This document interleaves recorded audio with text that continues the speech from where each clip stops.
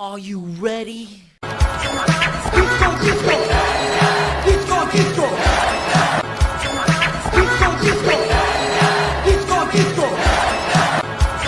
gonna be a hot girl disco summer. I'm never doing that again. I apologize. Why did I do that? Why did I do that? Here, let's fix it. Something cool.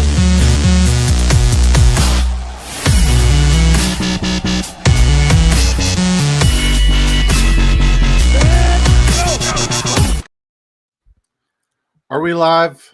Is this thing on? Well, it doesn't look like we're live on YouTube at all. There it is. Kicked in. I was waiting for it. I was waiting for it too. I hope everybody's having a wonderful day. Hi, my name is Disco. I like to party and give tremendous fantasy football advice. One piece of fantasy football advice that I didn't give that was tremendous, and we're just going to get it out of the way, is Xavier Worthy. I apologize in advance. I had no idea that Travis Kelce was going to go ahead and kill Xavier Worthy. That one hurt.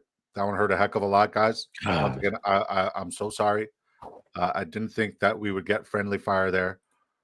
Was not on my my betting card. It was not within the books, and I feel like while we're live right now, we're going to get news on Xavier Worthy. So I literally have my Twitter up, just waiting for any sort of Xavier news. And yeah, if you guys are watching us over on X, if you guys need some fantasy football advice, head over to the Big Draft Energy YouTube channel, smash a like, subscribe. We'll only answer questions in here. So biggest takeaways from the first two games. What do you got for me? Well, besides, Xavier Worthy, which I feel so bad because your best ball exposure, Chargers game, man. Justin Herbert literally just put himself in the MVP conversation instantly. Could it be because he always plays good against the Chargers? No, it's because the passing game, I expected it to be a lot more run, and they opened it up, man. They went, Quentin Johnston was impressive. I mean, I did not expect him to pop like that. Keenan Allen looked amazing again. The guy can get open at age 30 or 31 or however old he is. He's just a savvy vet. And then Lab McConkey, my takeaway is we were right with the ADP. I think he's going to be in a lot of volume trouble, especially if this is how it looks for them, and he didn't get any red zone looks. And for the Eagles game, the passing game wasn't there for the Eagles. Could it be a different game script coming up the next week? We hope so. Javonte Williams walks in 2 touchdowns, of course. And CeeDee Lamb, man, I think he's going for 50 next week. I think he's pissed. Yeah, I mean, it's going to be a matchup where he has to, because that front for the New York Giants, even though we really haven't seen it in a game situation, I anticipate Javonte is going to kind of struggle against them. But who knows? Maybe that offensive line for the Dallas Cowboys is for real. I thought that they looked really good. The three Tylers, Tyler Booker, Tyler Steen, and Tyler Guyton were all phenomenal.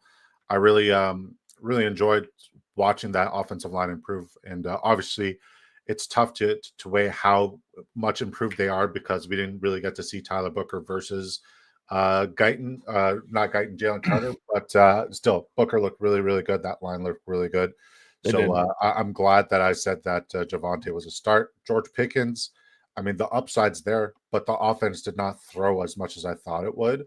I think my biggest takeaway is Quinyon Mitchell was also shadowing him like 70%, which really locked up Pickens. I mean, ultimately, like, my biggest takeaway is that Philadelphia Eagles defense is not like a fantasy football trap where you got to sit your receivers and sit your running backs against them.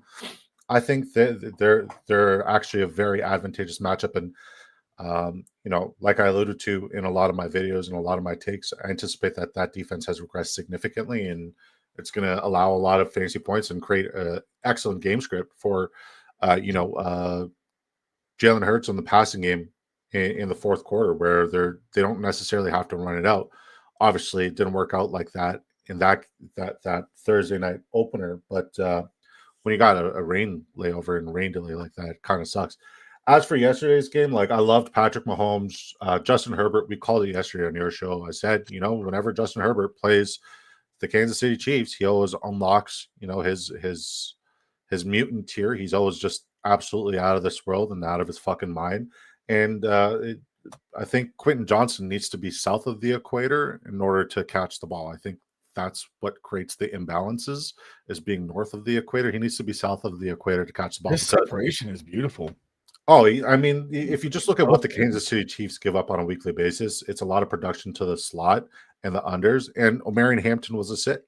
And I hate to say it, but that That is a very formidable run defense. I called him as a sit, and he was a sit. He So still looked good though for a little, first oh game. yeah, oh yeah. I mean, look, like listen. Ultimately, what it comes down to is he's going to be phenomenal. He looks explosive. I think he has that like Derrick Henry upside, and I've never said that about another human being, but like he has that like Brandon Jacobs, LeGarrette Blunt kind of thing where, even though he's a big boy, he's got some money. He's got some tears. Nick, why don't you to make it up to me? He says sorry about Worthy Disco. To make it up to me, Nick, why don't you have it over to the YouTube channel? I know you can find it here, but so let's get into it. Let's catch up with the chat first. Before you move on, though, one question: is Justin Herbert going to be a top 5 quarterback for you for the rest of the season after one game? No. With the rushing, dude, he got a 25-yard rush called back too. Yeah, he's a top 10 quarterback for me. He was he was my QB 11 coming into this. It was between him and Trevor Lawrence. I think I might bump him ahead of Trevor Lawrence, but it really all depends on what we see tomorrow.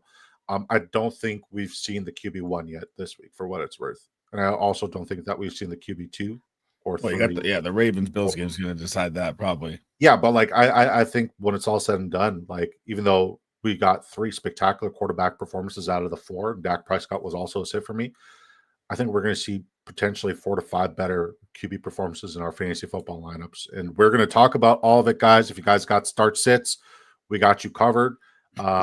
We also got you covered tomorrow morning from 9 a.m. to 11 Eastern time on the Big Draft Rankings YouTube channel. Then you can have over to Sleez's, where I'll be there as well. We're going to go over a couple props that we like. We're going to go over a couple of DFS tertiary plays. We're pretty much just going to cover everything, but let's catch up with the chat. What's up, Rabona? Rabona says, is he out for the season? You think? I fucking hope not. And like, it's so eerie because I had this weird feeling in my gut that like one of my calls in Brazil was just not going to hit.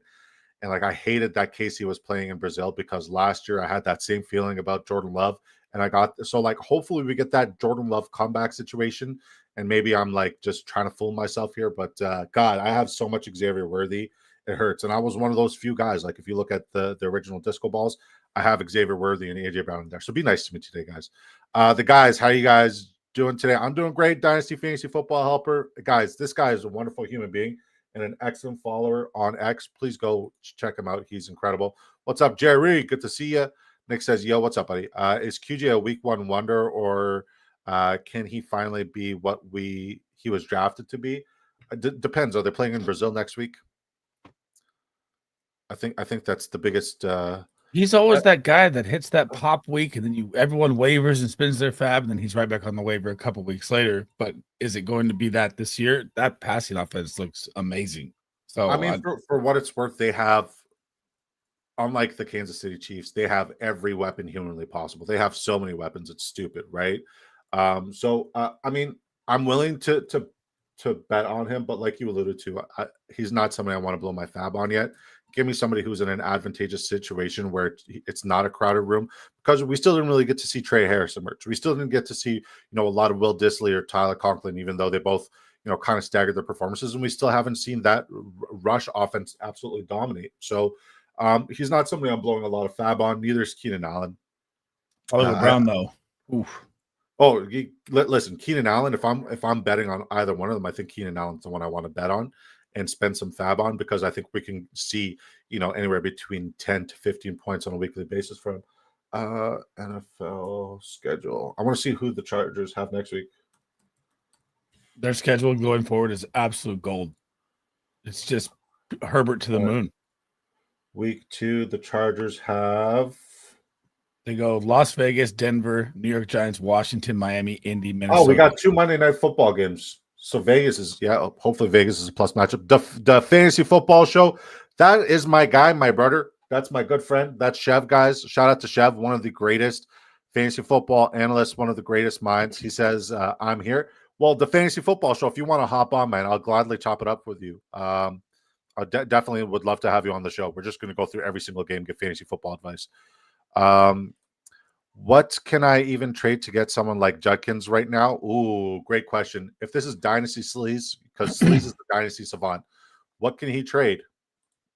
Dynasty, he's going for like a late first, late second right now. If you want to send like a 1.7, I'm fine with that. Because you probably spent the 1.5 capital to get him, so he's jumping back up. So in the original disco balls, I proposed Jamar Chase for Quinshawn and Brian Thomas Jr. What do you think of that trade? Jamar Chase for Quinshawn and Brian Thomas Jr. I'm taking Jamar Chase. Really? Yeah. But I'm so high on BTJ this year. Anyways, the Fantasy Football Show, Chev, if you need a new thumbnail and a new logo, please let me know. I designed these things for fun, and I'm really good at it. Nick, come on over to YouTube. Hell yeah, Nick. What's up, James? Good to see you, brother. Harvey or Tracy full PPR? Excellent question, Peter. I'm going to lean. So I will say this. I think Harvey's going to get more usage. Tracy has a more advantageous matchup. But for me, I think RJ Harvey right now, like consensus-wise, he's ranked as the RB27. I have him ranked as my RB18 on the week. I think RJ Harvey's a smash. You're either going to get Tracy or Cam Scatabo, who's going to find the end zone. It's a 50-50 split. I like the usage for Harvey, and I like the implied point total. I think the check down equity is going to be there, especially because Bo Nix likes to check the ball down. So I'm leaning Harvey. What about you, Sleez? It's Harvey easy for me here, especially with the new update they just dropped yesterday. If he's going to be more involved, which we all thought at the beginning. I never bought into J.K. Dobbins. The game script is going to be heavy run for the Broncos. They have the best offensive line in football. It's Harvey easy for me. His name is Just Kidding. Herbert is a top 8 for sure. Yeah, I mean, I'm definitely going to bump him up from 11. I just need to see who I'm bumping out. I think Justin Fields. He looked fucking good, dude. He looked good. He did look good. Dropping all my fab on Hollywood. I mean, like, they might just go ahead and pick up a Deontay Johnson, and who knows? Maybe in a couple weeks we'll see Xavier Worthy back. Please, Lord. Did you see what Allen Robinson tweeted? He was like, if you think Hunter Renfrow can play slot, I'm here for you, Chiefs. Come get me. Man, I think Amari Cooper signed way too soon. It's very unfortunate because I don't know the stipulations and the regulations of what it would take to come out of retirement right now with Vegas, but especially within the division, there's a lot of complications. Shout out to Fly Eagles 39. He cashed with us on our lock of the night last night, and shout out to all the people on the Patreon who cashed in with us on that lock of the night. We got 5 locks for tomorrow, and it's all in the guys' Patreon. It's all in the Discord show there. Kyle Siebert audio says, start 2. I have Josh Allen. Should I double stack Keon and Shakir, or should I use Jacoby Myers? Have Worthy and Pickens looking for an exciting Sunday night in Buffalo. Well, I mean, you need the ceiling play. And I think ultimately you're going to get the ceiling play out of either Keon or Khalil Shakir. I think Shakir is more of the safer floor play, whereas Keon gives you more of that touchdown upside. You want the touchdown upside, so I'm going to say Keon Coleman because you are playing from behind here. Yeah, he has to. I mean, with Worthy and Pickens already, you have to. It's all upside from here. You got to play the high end point total games and take the highest shot. That's a rough start. Yep. But Kyle, weren't you in the show? Why did you start Pickens? We both had Pickens on a sit. Yeah, we both had Pickens on a sit. Drop Brian Robinson or Christian Rodriguez for Jalen Royals. Half PPR. Mind you, B-Rob, C-Rod would be my RB5 and Royals would be my wide receiver 6. I don't think you need to do that just yet. I think just hold. I think just hold, because ultimately your best asset right now is depth, and I don't think Jalen Royals is going to give you that significant uptick from what a B-Rob could give you if CMC's out, or what a C-Rod could give you if Ja'Cory Cross-Garrett was just way too overhyped. So I would simply hold. The Dynasty FF helper says, would you rather flex Tyler Warren or Roma Dunze this week? God, like, I hear everybody talking about Roma Dunze, but that Russian roulette situation is terrifying. Whereas, like, when I look at Tyler Warren, he has one of the most advantageous matchups, and I look at that Steichen offense that's designed around tight ends. They just never had the tight ends since Steichen's been there. Like, give me Tyler Warren. Give me Tyler Warren 100% of the time. I'm leaning Tyler Warren over Roma Dunze. And that might bite me in the ass, but I mean, week 1, you got to be safe, and I think that's the safer call. It's just a plus matchup, and I think the opportunity and volume is going to be there, where there's going to be, 6 targets in Chicago and Russian roulette. All right, Jesse B says 12-man PPR. My team consisted of Burrow, Jamar, Hill, Bowers, Judy, Olave, Tracy, Chubb. My RBs were too risky, so I traded Brock, Judy, Tracy for Kelsey, Montgomery, Aaron Jones. Think I did okay? I think that's a really long question, brother. I think you did good. Though, for what it's worth. Ayo, what's up, AMG? Good to see you, man. I like BTJ Judkins side. Might even be able to get some picks added to it. I sent the offer. We'll see. We'll see. I don't like that trade at all, by the way. I love it. I love it. It gives me so much upside. I need it. Also, should I consider playing Jerome Ford for Montgomery this week since the OC last comments on Montgomery? I'm going to lean David Montgomery because I think David Montgomery finds the end zone, whereas now with Quinshaw Judkins in the lineup, he signed his contract. It could be a three-headed monster. I think Judkins gives them the They most said that he's upside. out for week 1 already. Who? Judkins. He's out? Yeah, he has a chance for week 2. I still like David Montgomery to score a touchdown because even though I love the pass rush for the Green Bay Packers and I hate the interior offensive line, I also hate the interior defensive line for the Green Bay Packers. And I think that's where they're going to be a liability, especially since Clark is now.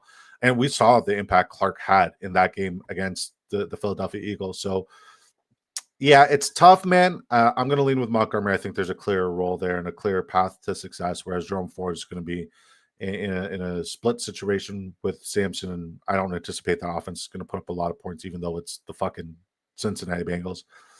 Egbuka or Golden for my flex. It's Golden for me, but it's close, Jerry. What do you think, Sleez? Going back to the last one, I like Jerome Ford over David Montgomery. I'm throwing it out there right now randomly. Just because I think the Green Bay Packers are going to mop the floor with the Lions, and you're not going to get a lot of Lions being able to control the clock and pound Montgomery. It's going to be more a passing game. Yeah, I hear you. I go Golden. 190 people on X. Guys, head over to the Big Draft Energy YouTube channel. Support the dream. Help us out, man. Subscribe. It costs you nothing, and it means the absolute will for us, guys. Help us out. Egbuka or Golden? Golden. Okay. My guys, what's good? Good to see you, Andre. My intuition told me Warren as well. Do you guys think so? After Fly Eagles 39 comment, we're going to get into the show. And then after every game breakdown, we'll address the chat. Okay, guys. And once again, if you guys really want us to prioritize your chat moving forward, we will always try to get to every single chat. But a super chat doesn't matter if it's $1, doesn't matter if it's 10. We're grateful anyways. That always goes to the top. Okay, guys. Do you guys think Hampton panic from people is warranted? Absolutely not.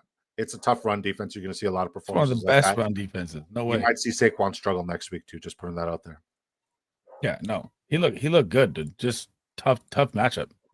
Terrible matchup, and we called it. Is Ingram a viable starter this week? He's a viable starter every single week as a tight end. It doesn't matter what the format is. Amen. Thank you for popping by, buddy. That's a new name. Is there a reason to feel good about Josh Allen this week? Obviously, he's a stud, but didn't play well against Baltimore last season. Pierce retired, but they did sign. That's Ace of Spades. That's his wife.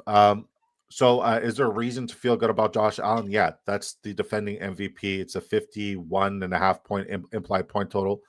I absolutely love the matchup. I love the game. I love the scenario. And I think it's a smash start. You need to start him if he's in your lineup. I love him. I love him. Just the high implied point total. Like Lamar Jackson, Josh Allen, Jalen Hurts, Patrick Mahomes, those guys are what we call matchup proof. Doesn't matter who the matchup is. They're going to outperform. When you get Lamar Jackson and Josh out on the field together, I'm not sitting either one of them. No, you can't. No way. Don't overthink it. If you overthink it, you overstink it. Chev, I sent you the invite if you're still out there, by the way. If you're not, that's cool as well. Who is the shorty in the background, Sleez? That's his wife. Drop one, Brian Robinson Jr., Godwin, or Downs, PPR. Fuck. Why? Kevin, I need to know why before I tell you to drop one. Yo, what's good? How we doing, boys? We're doing good. All right, let's get into the first game. Game 1 of Sunday kicks off at 1 p.m. Eastern time. We got the Arizona Cardinals, who are 6.5 point favorites. I messed that up. They are 6.5 point favorites coming into New Orleans. The over-under is 44.0. So straight up, who do you like in this game to win? Do you like the spread? Do you like the over-under? I like the Cardinals money line. I don't know if I'm going to trust 6.5 yet because I don't know if I trust Kyler Murray. But I do think James Conner is going to feast in this game. And I have this just intuition, scary thought that if Marvin has a bad game here, it's just going to be another straight Marvin season. So I'm hoping that they find a little connection here because the matchup is great. You got Trey McBride with probably the number one matchup as well. And Chase Young is out on the D-line, less pressure on the edges for Kyler Murray. You have to like the Cardinals, especially with Spencer Rattler playing quarterback. Copy. I'm going to say that I like the Saints to cover in this one. I'm not going to touch the spread. I'm not going to touch the under. Like I think that the Saints could cover, and I have the Saints on shock alert. Like I wouldn't be shocked if the Saints win, and I wouldn't be shocked if Alvin Kamara goes absolutely nuclear. And I had He's gonna go nuclear.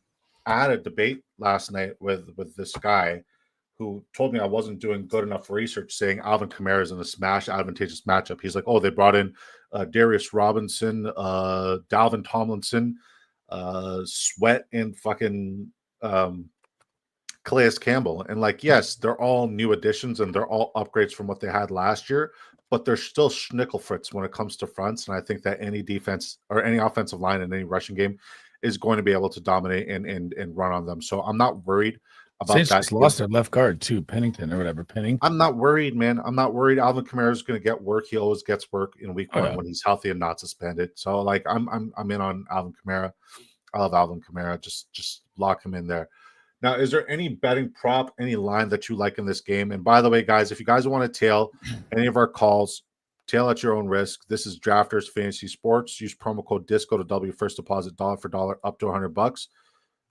This one's okay. There we go. Use promo code DISCO to double your first deposit dollar for dollar up to $100. And is there any props that you like here that pop out to you right away? Yes. My favorite prop of this game is James Conner over the rushing at 68.5. I believe James Conner is going to absolutely destroy them without Chase Young out there, and with the game script leaning towards the Cardinals. I think they get the lead, and I think they control this game the whole time. And I think James Conner is in for a 20-point day. Now, even though Drafters doesn't have this prop in my sports books, I've taken the over 89.5 rushing and receiving yards. It's an alternate prop for Alvin Kamara. I think right now it's at 79.5, which is criminal. I would test the 4.5 receptions, but historically, Kellen Moore does not really feed running backs when it comes to volume and passing upside. Like he didn't feed Saquon as a passing back. We saw Austin Eckler production decrease actually as a receiving back. So I don't really like that. I think the only guy I'm willing to really bet on is the longest reception for Marvin Harrison Jr. because the cornerbacks are completely dog shit in New Orleans, and 22.5 longest reception. You look at the amount of deep targets he had last year. He was sixth in deep targets in the NFL, and I anticipate that he's going to connect for a big one, and I think he's going to have a phenomenal game. I'm also very bullish on the 58.5 receiving yards. Rashid Shaheed, 18.5 longest reception, seems like free money as well. And then I like Trey McBride for an anytime touchdown. I even like him to find the end zone twice, but I don't like any of his props here on Drafters. So my favorite prop in this game, and I'm just going to tee it up. Yeah, give me one. I'm going to keep a chart and I'm going to put it in the Patreon as we go through them. Yeah, Marvin Harrison Jr. over 58.5 receiving yards, and then Rashid Shaheed over longest reception. Just one. Okay. Marv. 55.5? 58.5. 58.5. Okay. Yep. Okay. All right. Anything else that you want to talk about on this game? Nope. I'm just hoping that Kyler and Marv find the connection. Yeah, I need it. I definitely need it. I mean, I was enticed by the longest rush there for Kyler. Spencer Rattler, I don't mind his rushing yards as well because he scrambles like an absolute madman. These are all really, really good props, but I want to go with what I deem to be like locks and just what I think is going to happen based off of the game and just my analysis. No Cap Max says pick 3, and we're going to catch up with the chat now. This is what we're going to do, guys. We're going to go, talk about the game, catch up with the chat, and then back and forth, right? We're going to go to the next game too after we catch up with you guys. Pick 3 full PPR and 0.25 per carry. Harvey, Tracy, Myers, or Sampson leaning towards the RBs right now. I think Harvey and Tracy is probably your best bet, brother. 3. So Harvey, Tracy, Myers. I'm avoiding Sampson until we get more clarity. Better safe than sorry. And there's no Christian Gonzalez for my New England Patriots. What do you think, Sleez? I agree. I mean, I want to say Sampson really bad, but I just don't trust the situation at the gates. I'm not risking, a 14th, 13th round pick in my first game. Yeah. And don't get me wrong. I love Sampson. I love the matchup. We don't know how it's going to work for Cleveland. And like, other than David and Njoku, I don't want to bet on anybody else in that lineup. Niners or Rams D. I'm going to say it's tough, Mr. Magic. And thank you for joining the show. I'm going to say it's tough because the 49ers D can get after the quarterback, and the offensive line for the Seattle Seahawks isn't world beaters. But we know for a fact that the worst offensive line in football is the Houston Texans offense. And I think that, Jared Verse and that front in general, like they're going to get home, and they're going to get home early and often. So I'm going to lean the Rams D. I don't like the takeaway upside, but I do like the sack potential. I see more sack potential for the Rams D and just more points in general. What about you, Sleez? I have the Niners at 9 and the Rams at 11. I think you're good either way. I do think that, you nailed it with the offensive line. But you got Fred Warner as well for the 49ers. Yeah. So, I mean, I think your Texans offense could probably score more points than the Seattle Seahawks is the way I look at it. Yeah. Yeah. I mean, I just think that the Seattle offense is more complete because you're going to get a formidable run game with a 1-2 punch. And I don't even think they're going to. Yeah, the Texans run game is going to be atrocious. You got a 1-2 punch in Seattle, and I don't think you're going to get something remotely close to a jab from Houston's run game. So there's different avenues and different facets that I think that the Seattle Seahawks are going to be able to attack the 49ers and score. And guys, if you haven't been listening to me all week, start Cooper Kupp with fucking confidence. He's going to break fantasy football week 1 and then sell high. Please just start Cooper Kupp. Please. Somebody clip that. J.K. Dobbins overs 2 Battle Bros. I would love to know why. Generally, I would love to know why, because I mean, I'm on the opposite side of just betting on J.K. Dobbins. I don't love him. I don't love him. Give me the young talent. Give me the talent that they invested the draft capital. Give me somebody with 2 ACLs and 2 Achilles. I mean, give me somebody whose name isn't just kidding. Give me the guy's name is RJ, and I will find a good acronym for RJ because I didn't think about it. But JK, just kidding. You guys are insanely sharp with those longest reception props, man. Try to be. I try to be. Which prop did you say you liked, Sleez, for the Patreon? And what are you doing with the Patreon there? So I'm gonna do. We should do a Saints one. Give me a Saints one instead of MHJ. Shaheed. Rashid Shaheed. What is it? Longest reception, 18.5.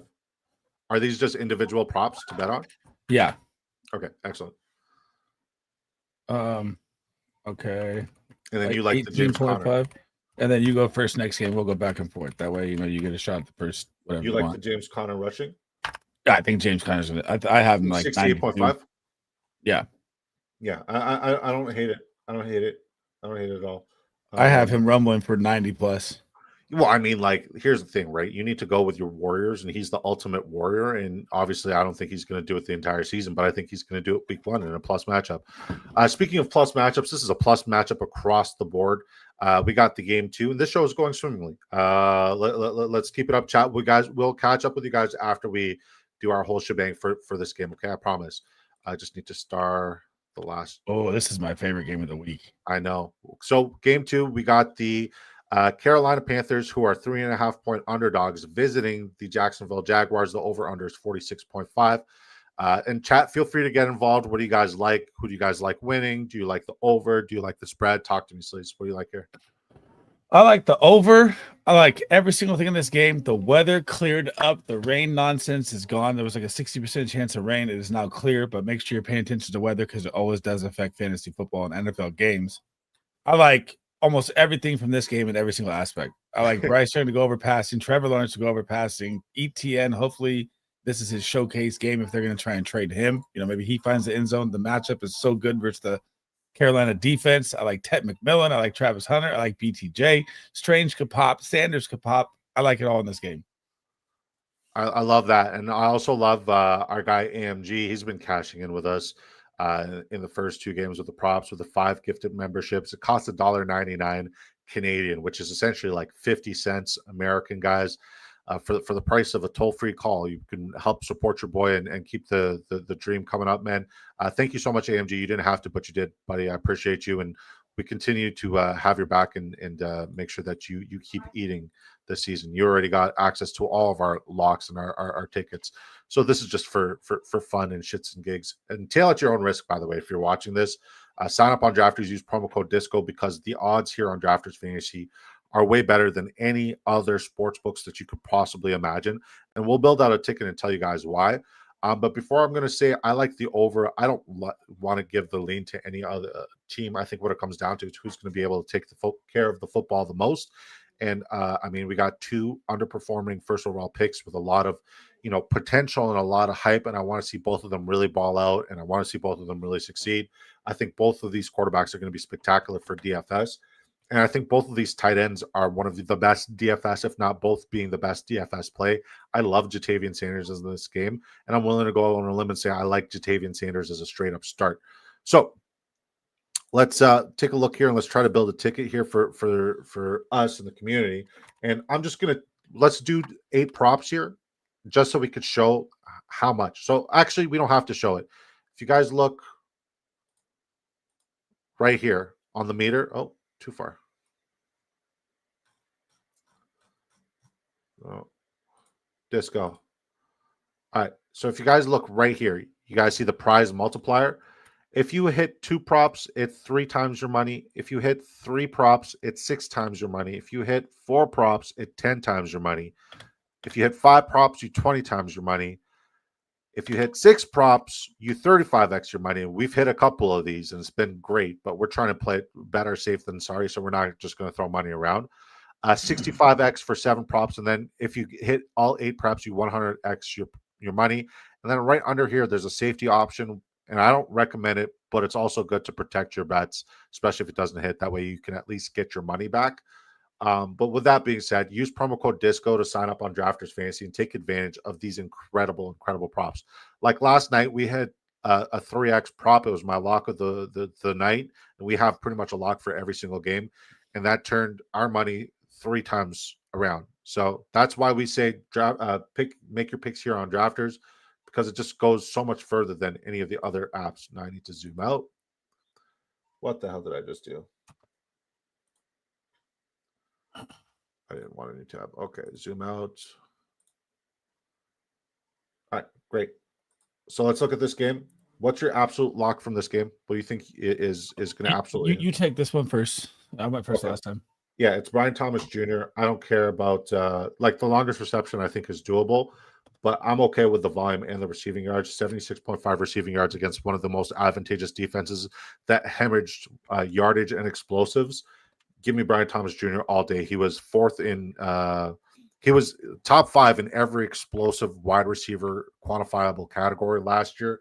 Yards after the catch, he was 3rd. Receiving yards, he was up there. Like, he was absolutely phenomenal. He just didn't have a lot of volume. So I'm okay with the receiving yards. I think the volume is a good bet for 5.5 within this new scheme and regime. But give me Brian Thomas Jr. over 76.5 receiving yards. Got you. My lock for this game is going to be Bryce Young over 236.5 pass plus rush yards. I also like the 15.5 rush yards if you want to take that as well. Since he came back from the bye last week, he almost averaged 30 rush yards a game. So it looks like he's finding a little groove in the system. They do have Ted, the very advantageous matchup. I think that's just the most underrated thing. He hasn't thrown or been under this in 2 out of the past 6 games, and that was against Philly, was one of them last year.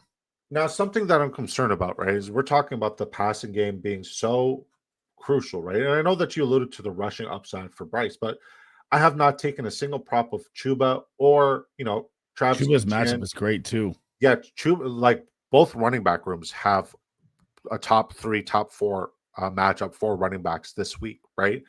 And I think it's tough to bet on which one we want to bet on in the running back room for the folks in Jacksonville. And that's the only reason why we're not betting on any one of them, because it could be very well any one of them. But I think Chuba, 12.5 longest rush, I kind of like it. Free, yeah. His rushing seems, I like everything from this game. I was just picking my favorite one. Okay. And I like a ton more too. I mean, there's no way that ETN doesn't hit 37 yards, right? Yeah, I mean, there's a way. And I'm going to take Jatavian Sanders over 2.5 receptions. This one's going to 10x. I'm going to put $5.10 on it. But my biggest lock is BT. Sorry? What do you got? BTJ. What? You can't do pass. I got it. Okay. No, I got it. Because I took the rushing yards from Bryce instead of the passing and throwing, so I could get Jatavian Sanders. So I took Brian Thomas Jr., 75.5. That's my ultimate lock on this game. I took Chuba, longest rush, Jatavian Sanders over 2.5 receptions, because if you look at it, everybody's trying to think, oh, is it Leggett? Is it Jimmy Horn Jr.? No, the second receiving option in a very plus matchup is Jatavian Sanders, and it's a very great matchup for tight ends, and he's just going to get an uptick and an increase in volume. I think Jatavian Sanders is also a smash start this week. I'm willing to start Jatavian Sanders over a lot of other players. Where are you at with JT? What do you have him ranked this week? Jatavian Sanders, I think 13. Yeah. 13 or 14. Yeah, he's in my top 12 for sure. I love JT this week. I do. And then Bryce Young, I took over 16.5 rushing yards. And the Bryce Young rushing yards is the only one that I'm concerned about. I mean, he scrambled heavy. He 6 rushing touchdowns down the stretch. I think he had over like 200 yards in that 6-game span when he came back. So I mean, all I know is like week 1 is it's never easy to just like be like, okay, this is what's going to happen, right? Because week 1 we always get some weird shit like Travis Kelce trying to kill our guy. All right, let's catch up with the chat. But we got a super here. Sleez with the match, bang, bang. And why I like this before you jump into it is they do have Josh Allen and Walker that do like to press the edges heavy and going to set the outside. That is the Jags' only strength on defense is those 2 ends. Yeah, and that's why I'm worried about Bryce. Yeah, but that's why he pops up. I like it. Yeah. Okay. I mean, hey, I took it. I rode with it. Okay. Hold on. What is going to happen with Worthy? What should I do with him? Hold, pray, hold and pray. Like immediately after he got hurt, I was like, Taylor Swift fucking put the evil eye on him when she was on the stream with the Kelce brothers saying like, oh my God, we got Worthy. They fucking got him last night. Like they killed the guy. Travis Kelce's like, oh, she likes Worthy. I'll fucking do something about that. Fucking piece of shit. You don't want to know how it went for Disco on Friday night. You don't want to know. Just leave it that way. If you guys are familiar with me and my content all off season, I've been pumping up Xavier Worthy as a top 10, even a top 5 wide receiver. So last night, like 2 games in, and I'm already done with the season. Like, please bring on 2026. I'm done. My heart can't handle no more. Debo or Olave, PPR. This is from Andre from our Patreon. Wow. We covered this one in the other show too. I like them both a lot.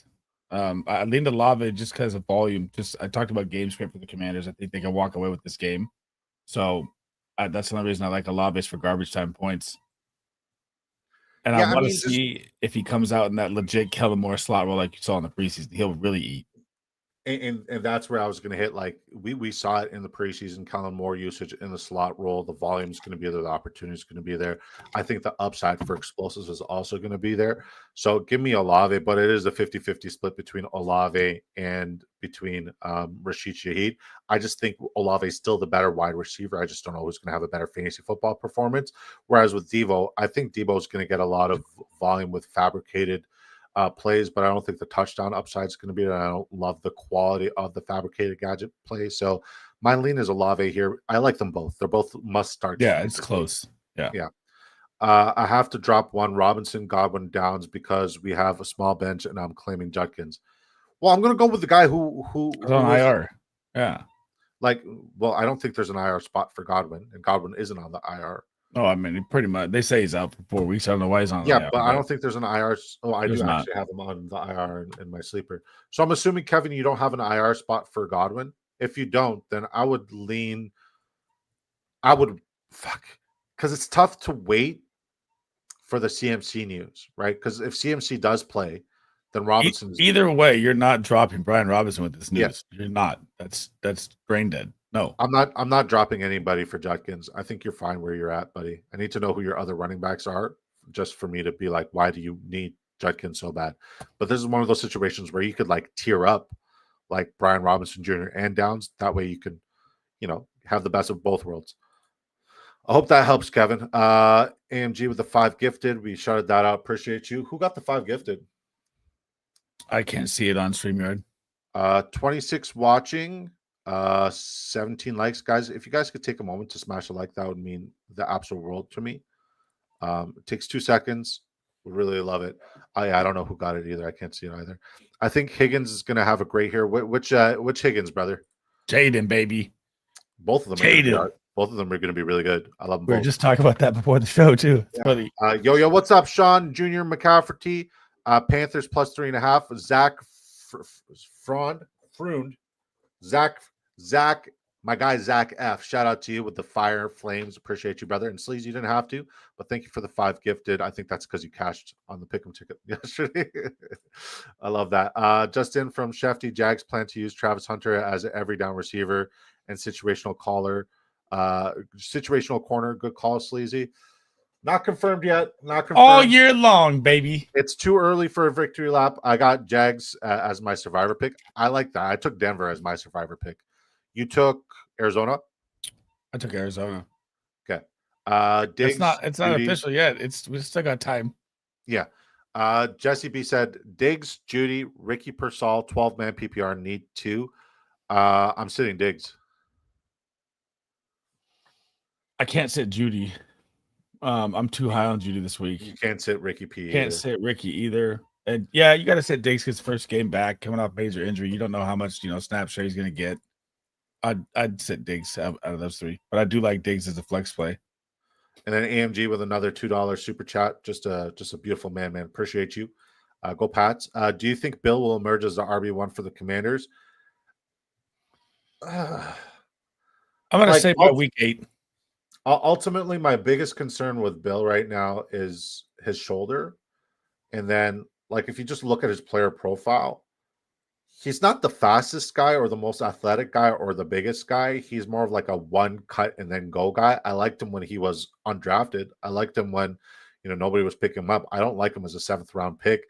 And I also my personal opinion with Jacory Krosky-Merritt, and this is how I treat everything in life, sell high. Always sell high. And I think this is going to be the highest in this moment and opportunity in season where you can sell high on Bill. So I'm selling high, even though I in early May 1st, on a tweet, you guys could go search my tweets, Big Draft Energy. I said he's this year's Bucky Irving. I'm still selling high because what you could get for him in return is outlandish in all the trades that I've seen on fantasy football Twitter.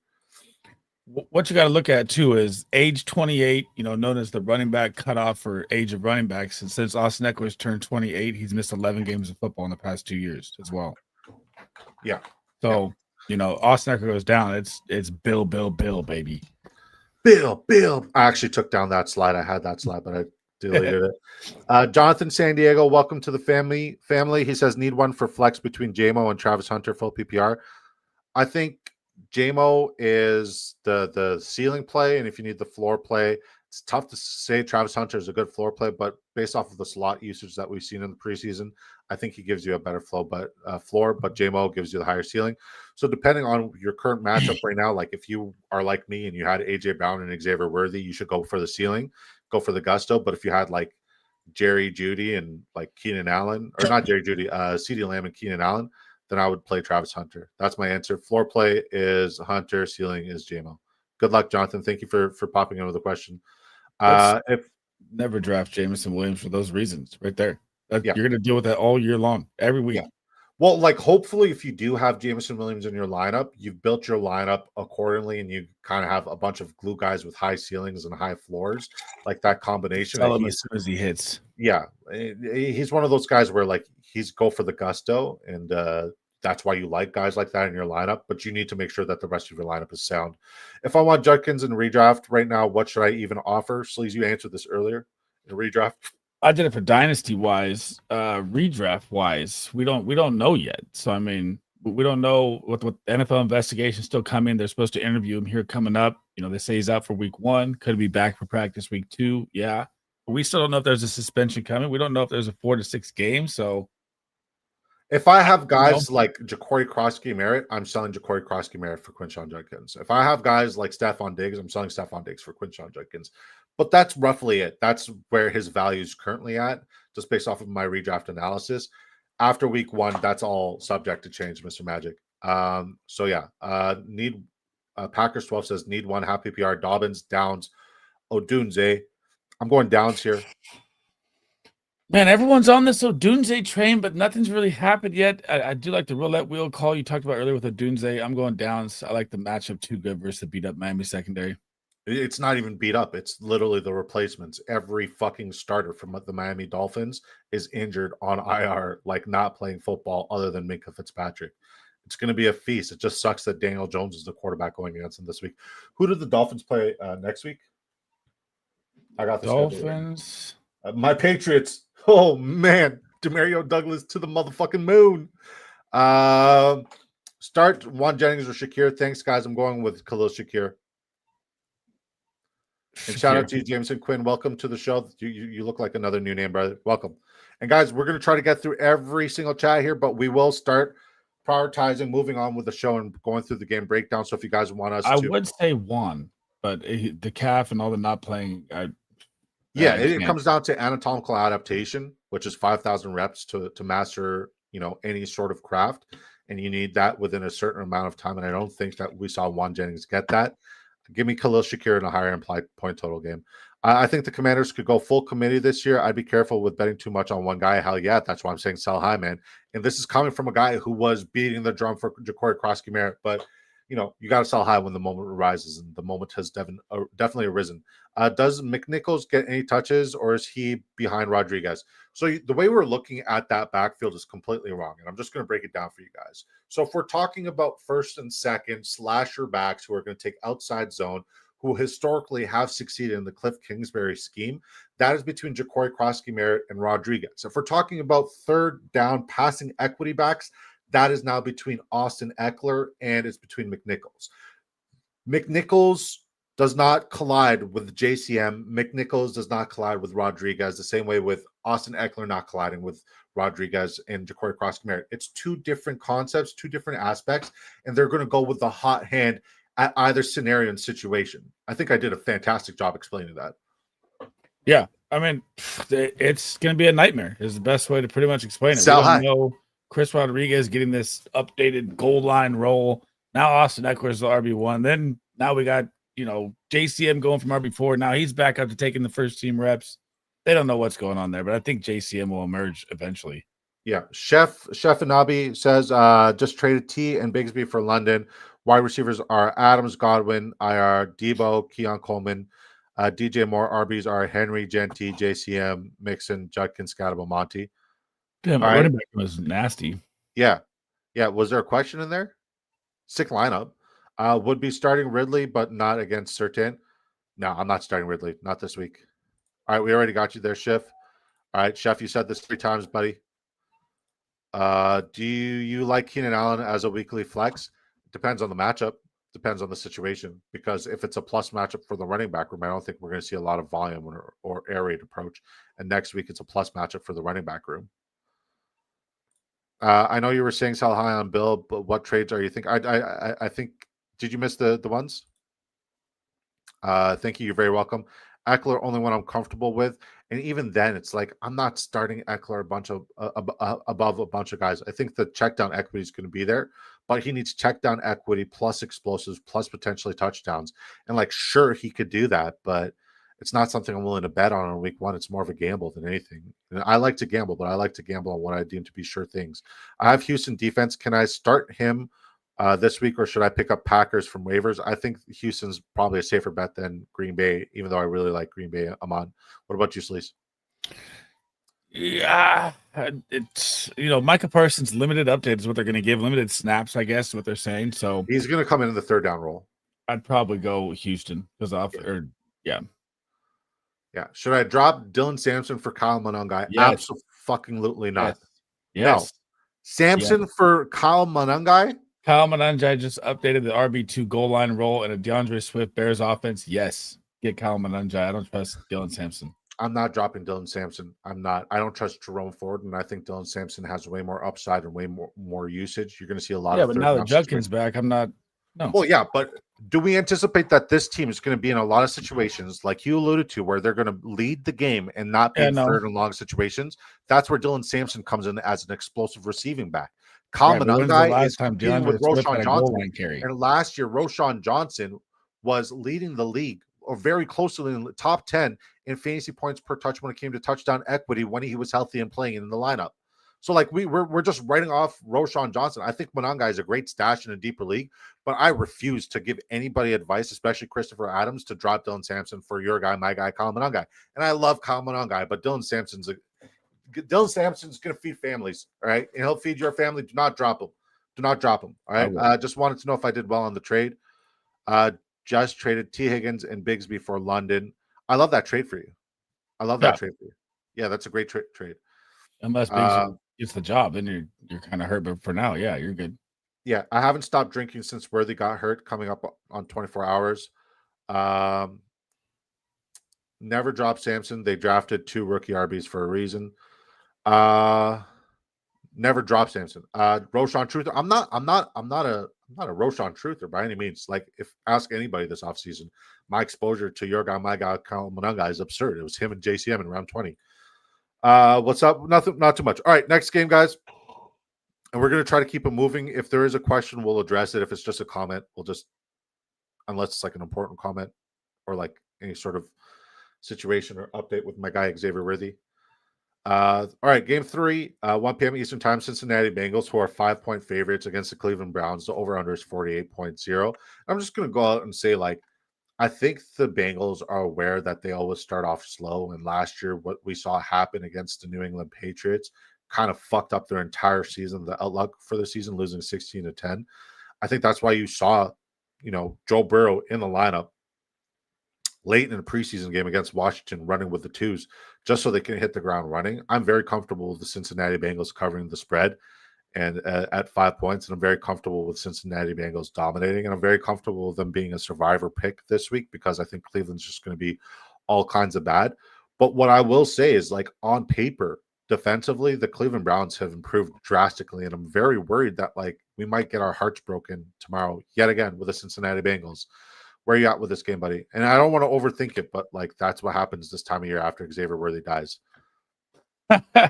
Myles Garrett always out there, going to be a problem, forced to reckon with, which is why we're not doing props yet, huh? But my props for the Bengals you're going to find interesting. I still think the Bengals are going to roll them up here. They have to. If they come out again flat like they have for the past 3 years, their playoffs is going to be shot real quick because the AFC is going to be tough this year. Now, I don't like the money line because the money line doesn't give you enough juice. Do you like them covering the spread, or do you like the over? Are you willing to parlay any of that? I like the over. I do think the Browns are going to put up points too. I mean, the over went up from 46.5 on Wednesday to 48 right now. I like the Bengals. I don't like I don't like the money line. Really, I go money line, but this doesn't give you much. No, there's no juice in that. Do you like the spread or the over? I like the over. All right, I'm taking the spread. I'm comfortable with them covering the spread. All right, let's look at the props. I don't think I'm going to bet on it unless you're like very convinced with your bet, and I'm okay with that. I have 2 I like. All right, talk to me. So I love David Njoku, 49.5 yards. I think that's an absolute nuclear smash. I wish they had his reception props. Yeah, reception's prop. Well. Yeah, okay, 49.5. Cool. And I also like Evan McPherson Money Mac over 7.5 because that Browns D gets stingy in the red zone, man. And the Bengals are going to move the ball with like hotcakes. Now, 7.5 kicker points or 1.5 kicker field points. Points? You want the points? Yep. All right. What do you like from the game? I think Jamar Chase longest reception is pretty fucking tasty, but 25.5 is pretty difficult. But if you look at what the Cleveland Browns do give up, especially on a weekly basis, and what Jamar Chase gets on a weekly basis, it's the Jamar Chase longest reception. That's kind of been like one of my go-tos on a weekly basis. Yeah, it has been. So I think that could make or break this ticket. I'm here for it. I like it, dude. He's gonna do this. Guy can pop one anytime. And like, he looks faster this year for what it's worth. Jamar Chase. I'm here for all props for Jamar Chase always. And if you guys are not familiar with my work, hold on, let's see if I have this. If you guys are not familiar with my work and who I am, this is what I said last year, early May, when we were doing our off-season drafts. All right, Jamar Chase at the 107, yes, please. If it was the 101, I would take Jamar Chase. So thank you. You you guys can all, just turn off the stream now. I just won $500,000. I did not win $500,000, but Jamar Chase fed me and my family, and he was absolutely phenomenal last year. I was the original Jamar Chase, no matter what, truther, and I'm very grateful for what he did for us. All right, I wanted to hold Woody Marks, but I could also drop him for Manangai as well. Yeah, that's who I'm dropping. That's who I'm 100%. not Samson. Manangai, nothing but a taxi slot right now. I do have your guy, my guy, Manangai as a taxi guy. I have him in the same realm as Afton Chisholm. There's a lot of he's going to be a good best ball guy, but as a floor guy and unless there's an injury, I'm not worried about Manangai or. All right, so hang on. When's the last time DeAndre Swift had a goal line carry? Please let me know. I'm still not going with the assumption that what was he, a 7th round pick is going to go ahead of like the Miami Dolphins, Ollie Gordon to score with a terrible offensive line compared to the Bears and Ben Johnson with Manangai in the red zone?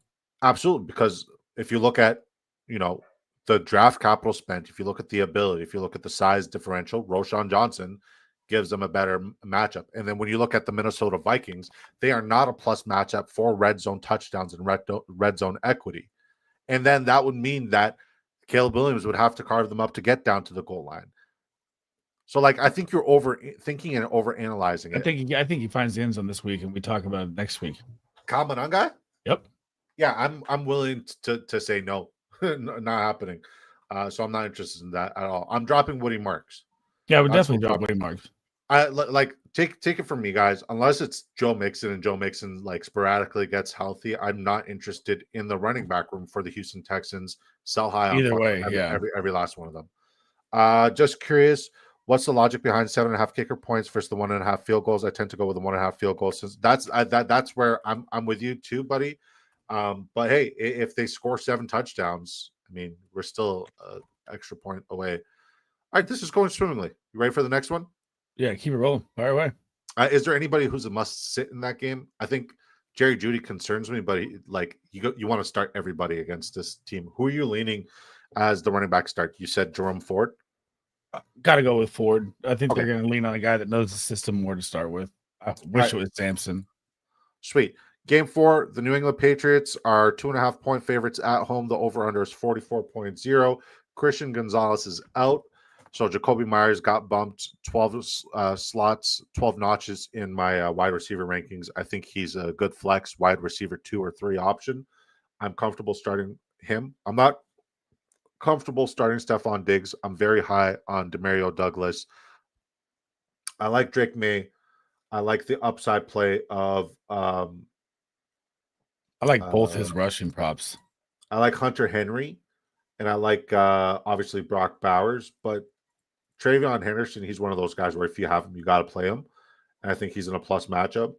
But Ramondre Stevenson, I also have him for an anytime touchdown. So it really comes down to the receiving production for Travion and can he take it to the house? And I think he can.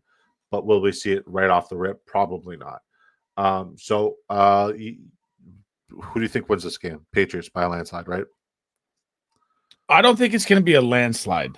I think it's going to be 24-21 Pats. So you like the over? I think it's going to be a grunge game. I really do. Okay. So Patriots cover and the over is what you're telling me. Yep. Okay.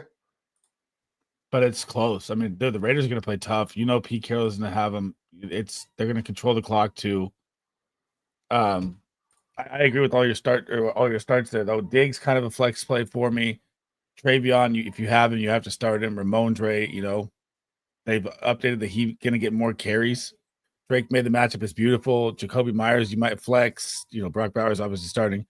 I have Hunter Henry as a start as well, so I like that call too. Yeah. What about Pop?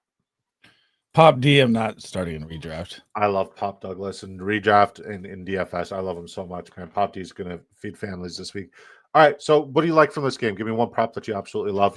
My favorite prop anytime there's a Drake May longest rush. Yeah. That's like free I was money. going to say, I like the rushing or the longest rush for Drake May. Like if you guys follow my content last year, Drake May longest rush cashed early and often. I think he averaged over 15 rushing yards per attempt for what it's worth. Now, I don't think there's going to be a lot of design QB rushes, and we might see him actually go into that Cam Newton formation we saw when Cam Newton was with the Patriots, and we saw him with Josh McDaniels, and be the goal line feature guy and just take away from both Ramondre and Travion, which is crazy. But I know you're here for it because you have an absurd amount of Drake May. But when he does scramble, if his first read isn't there, and we've seen, Justin Herbert do it. We saw Dak almost do it. We saw Jalen Hurts do it at a very, very high level. We saw Patrick Mahomes fucking lead the team in rushing, which was insane.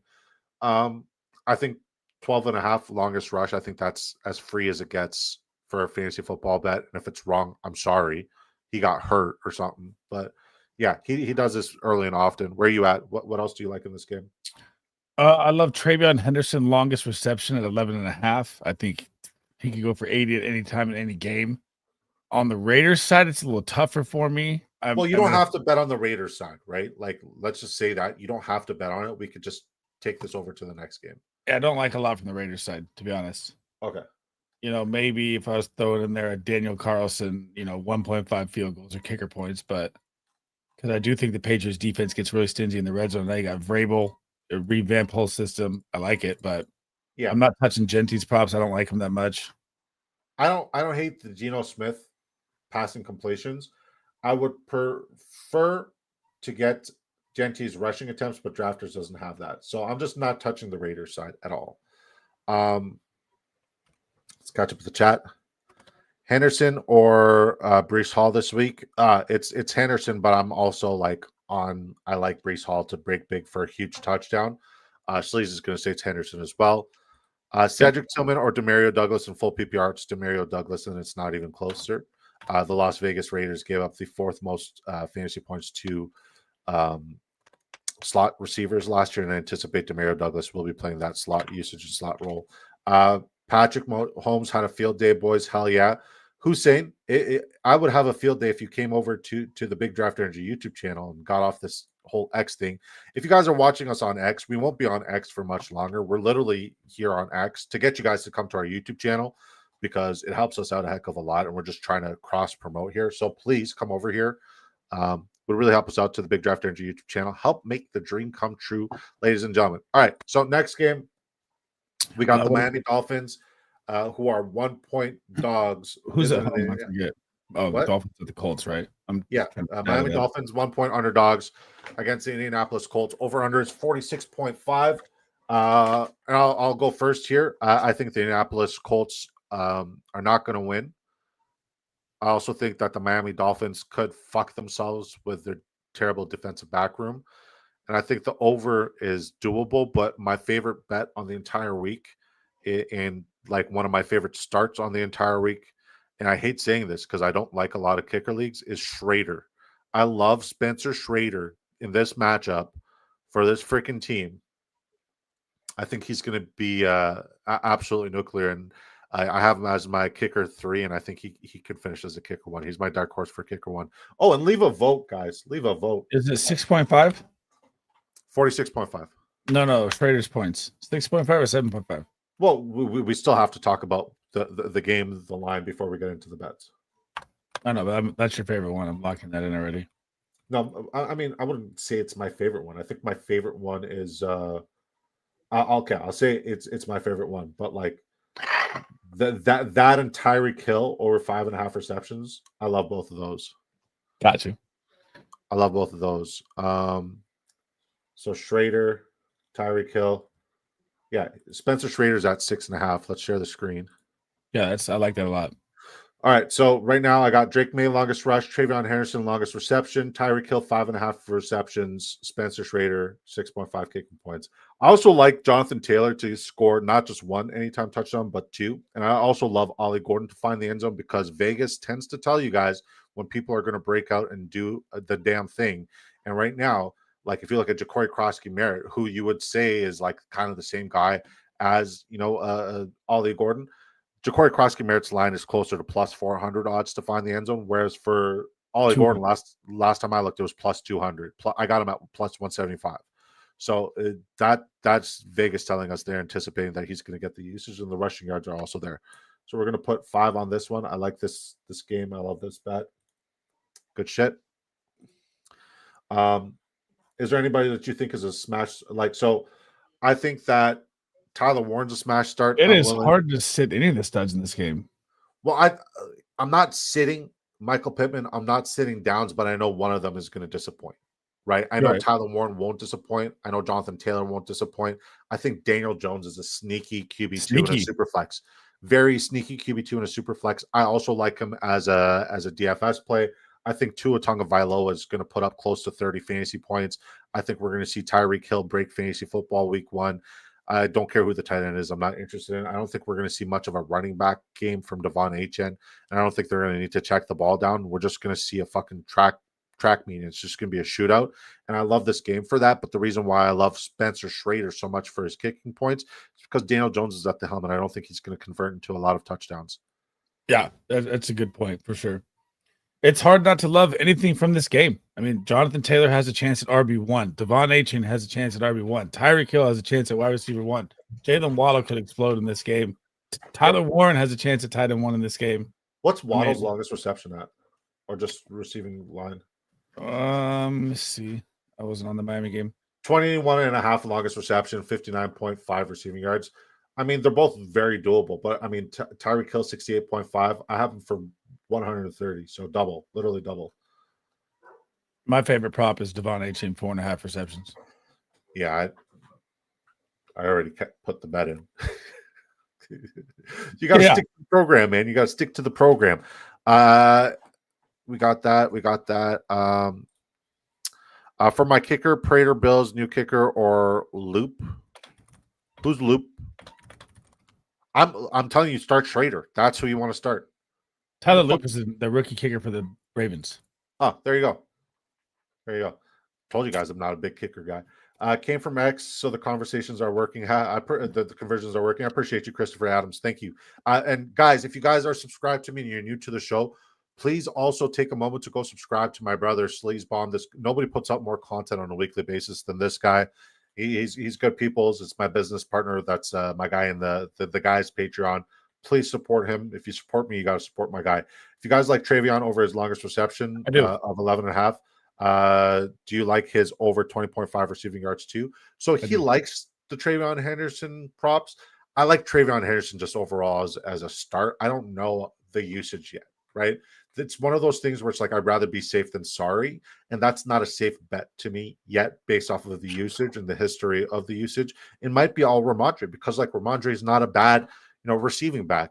There might be merit to him being third running back on the depth chart, which I think is absolute bullshit. And he's the RB1, like, clearly. And if you guys know any of my posts, I've been on Travion Henderson way before anybody else, even way before Sleez. Sleez can concede to that. And it's always been Travion Henderson, and it'll continue. But I also want to be safe. I also want to make sure the wheel route's going to hit, bro, for 40. Just get ready. Wheel route, flat route. It makes sense. That's why I put $5 on it. If I didn't agree with it, I wouldn't have bet on it.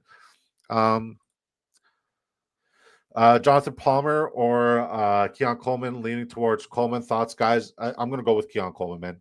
Keon Coleman had a spectacular camp. The only thing that I'm worried about, if I'm going to start either one of those guys, is the Keon Coleman, hip growing issue? Yeah, hip groin issue. I am concerned about that, but I'm still going to lean with a guy who's been killing it and who's been in the system for a couple of years. All right. Next game. We're all caught up with the chat too, and we're on to the next game. If you guys are watching us on X, head over to the Big Draft Energy YouTube channel. Help us out. Smash a like, subscribe, all that. Next game, New York Giants are 6-point dogs going into Washington. The over-under is 45.5.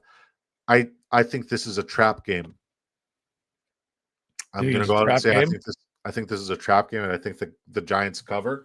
And I've also sprinkled in a couple of bets with the Giants taking the money line and alternate covers, covering the spread with the alternate spreads. Yeah, I look at the culture that they built there. I look at the running game. I look at Russell Wilson being a significant upgrade at the quarterback position. I look at what Malik Neighbors can do against a terrible secondary, and I look at that pass rush. Like, this game's a trap game, man. Like, I'm worried. I'm fearful for Jaden Daniels and all the people who are paying up on Jaden Daniels and DFS. Obviously, if you have him as your quarterback, you have to start him because the upside is immense. But I'm worried about this game. Where are you at? I think the Commanders are going to walk him out the building here in this game, honestly. I do think it could be a trap game. I agree with what you said there, but everyone's on this. Jaden Daniels, could he have his second year, fall out? I'm not buying any of that. I think with Debo Samuel and how Cliff runs the screens there with Terry McLaurin back, it's going to be, the Commanders are going to be nasty, man.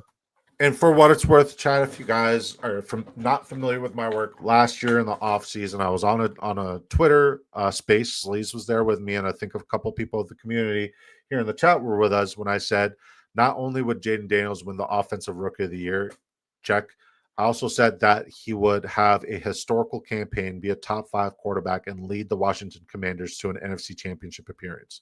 Yeah, that's crazy. Yeah, that's why a lot of people rock with me, because I've hit some stupid, crazy calls, and then I've also made some stupid, crazy calls like Xavier Worthy top 5.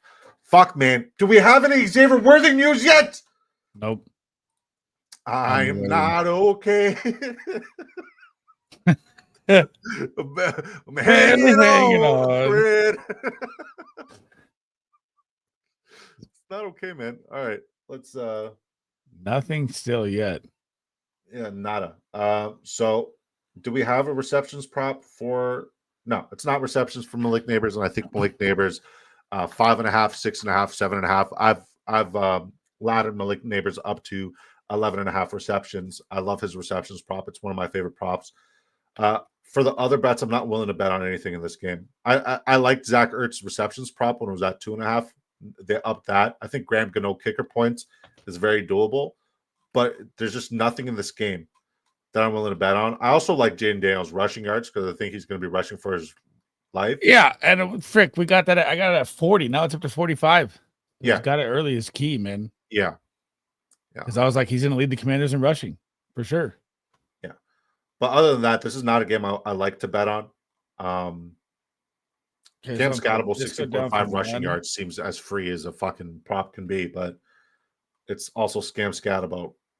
I like Tracy receiving props, but Russell Wilson also doesn't check down.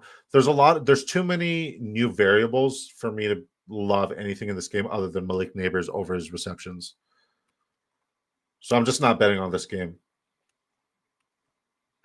Okay. And I'm not betting on the next game either. What I like from this game is Malik Neighbors to crush 74.5 receiving yards. The matchups are great across the board. Washington's secondary is very bad. And I also like Austin Eckler to beat 21.5 receiving yards. I think he's going to see 8 targets. They're going to be bringing the pressure. That front seven is nasty. He's got to get it out quick. And Austin Eckler, this is where he thrives. I think it's very doable, and I think what you said makes sense. Okay, so Neighbors receiving. I'll lock it in just because I'm a fucking degenerate. Yep. Neighbors and Eckler, you said receiving yards. Yep, that's just a 2-piece. That's all I like. $5. I would love the Neighbors receptions as well. I like that. I got Malik Neighbors at 74.5. Yep, that's what I have, Matt. I thought it was at 79.5. Mm-hmm. So yeah, 74.5 is very doable. I just like the receptions prop so much more because the moon ball from Russ is going to do it in one play. Yeah, that's very plausible. Honestly, you made a very convincing argument there. I do like it, but I think it was a lock. No, but I'll ride with you, buddy. Let's roll with it. You rode with me for baseball pick'ems. Don't even know who these guys were, but we still hit. Let's do it. Still fucking cash. And like you guys are gonna find out soon. There's a reason why we have a Patreon, and there's a reason why people support us and pay the comfortable fee of $5 monthly. It's because we take your money and we fucking flip it tenfold for you guys, with you guys in our Patreon. We cover everything when it comes to sports books, start sits. You get one-on-one access with everything, real trade advice. We'll even sit down and take a look at your roster. It's a partnership between me and my guy, Sleez Bomb. The Patreon link is in the description, guys. $5 could go a really fucking long way, and you guys will be able to, one, afford paying for, a year subscription. And I believe we have a promo where if you sign up on the guy's Patreon using either promo code Disco, either promo code Sleez or promo code Disco, or promo code Sleez. If you guys sign up on Drafters doing that, make a minimum deposit of $25. We'll add you on, and you'll have a free month on us. Okay. Let's catch up with the chat. One last question: Jordan Mason or Keon Coleman or Downs as a flex full PPR. I'm going to say Downs gives you that safe floor play. More of the actually Downs is the ceiling play. Jordan Mason, I think, is guaranteed for an anytime touchdown, and we're going to see him get a lot of the touchdown upside.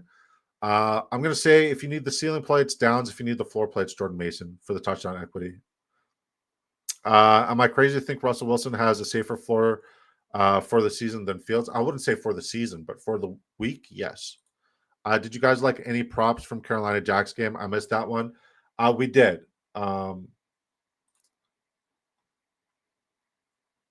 Upcoming. So my lock was Brian Thomas Jr. over his receiving yards. Sleez's lock was Bryce Young over his passing and rushing yards. And then I also added Jatavian Sanders receptions and then Chuba longest rush. I hope you got all that.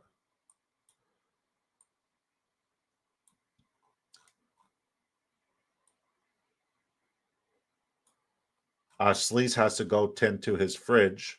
So I'll move on to the next game.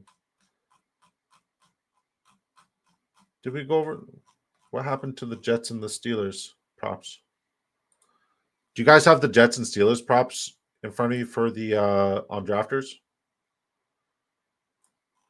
It's not there for me. All right, regardless, I don't like the next game at all.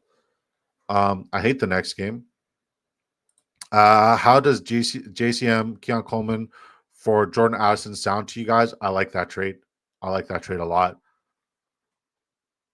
Sleaze will say, don't take that trade. You could get more because Jordan Addison's out. But if you can afford to hold Jordan Addison, I like that a lot. Gotta thank you. I had to refresh recently.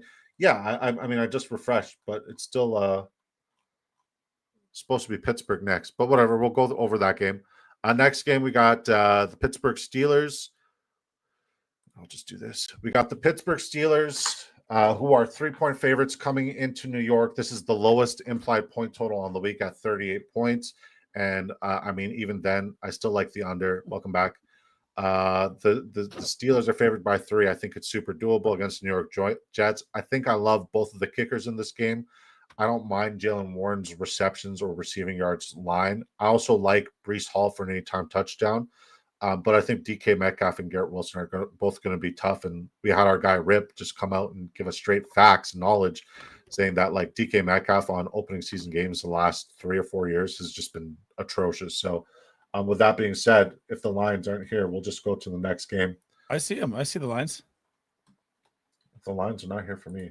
I got Aaron Rodgers passing yards, Fields passing yards, Brandon Allen, Breece Hall, Jalen Warren, Caleb Johnson, Alan Lazard. Oh, there it is. Okay, refresh. My bad. I don't like this game at all. No, I don't want to bet on this game at all. Like interceptions seems free, but if anything, DK Metcalf longest. I like Breece Hall receiving yards longest Breece Hall longest rush. You convinced me. I thought Mason Taylor 2.5 receptions. You have an 8. Yeah. Hold on, where's that? Yeah, 2.5 receptions. Yeah, I've laddered him up to 8. No, you're right. Yeah. Okay, I love that prop. That's my only prop I like. If I had to pick one, I mean, Jesus, it'd probably be Justin Fields' longest rush over 13.5. Yeah, but remember what Chev said about what I know, still a 13-yard rush, 14-yard rush, he's getting that. I'm not betting on it. So we'll just I don't like anything from this game. I like Breece Hall. I like Breece Hall. I like Jalen Warren receptions and receiving yards, but it's been like they've bumped it up a couple of yards. I'm not willing to bet on it. All right. What the hell did I do here? All right. Next game, we got the Tampa Bay Buccaneers, who are 1-point favorites coming into Atlanta. The over-under is 47. This is a really good game. I know. There's a lot to like here. Yeah. So Emeka Egbuka right off the rip stands out to me. Do I want to pick a winner from this game? No. Emeka Egbuka right off the rip stands out to me as somebody who's like outside of the top 24 that should start. I love Emeka Egbuka this week. I think Mike Evans has a very plus matchup. Drake London has a very plus matchup.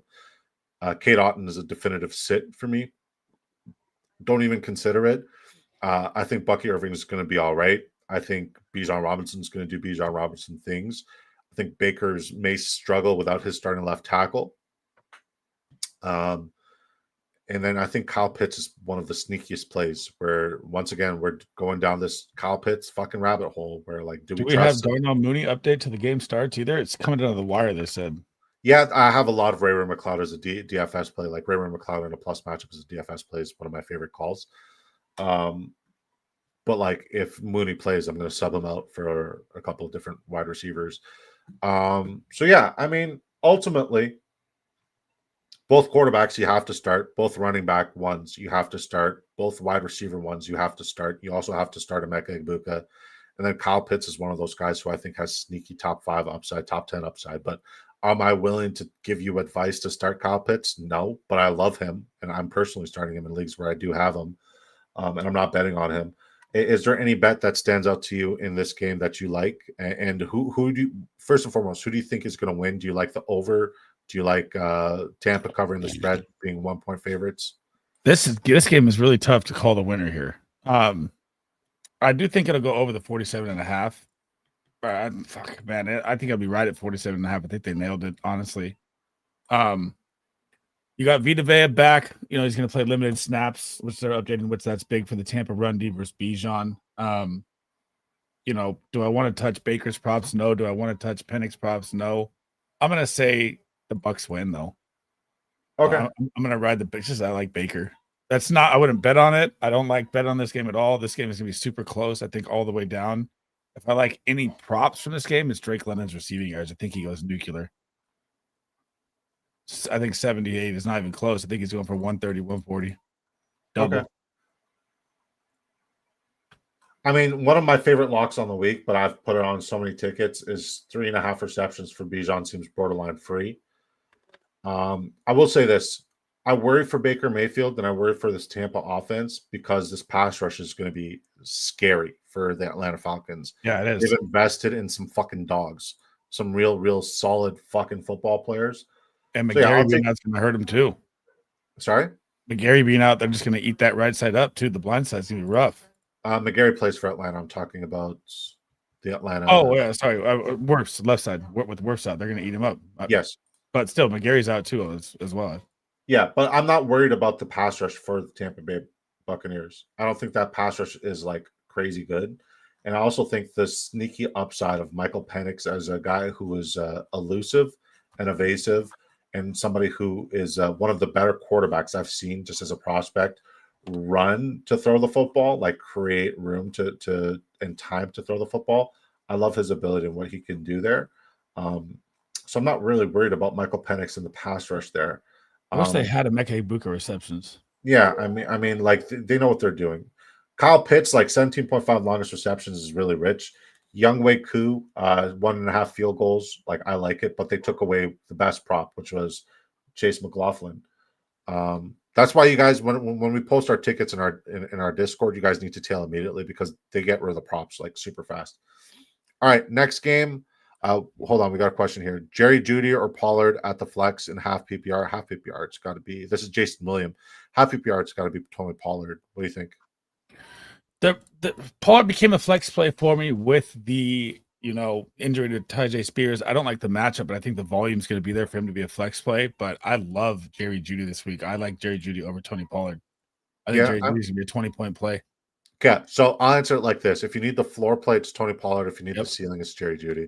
And like that's how we answer a lot of these questions because at the end of the day, you guys all know what you're doing.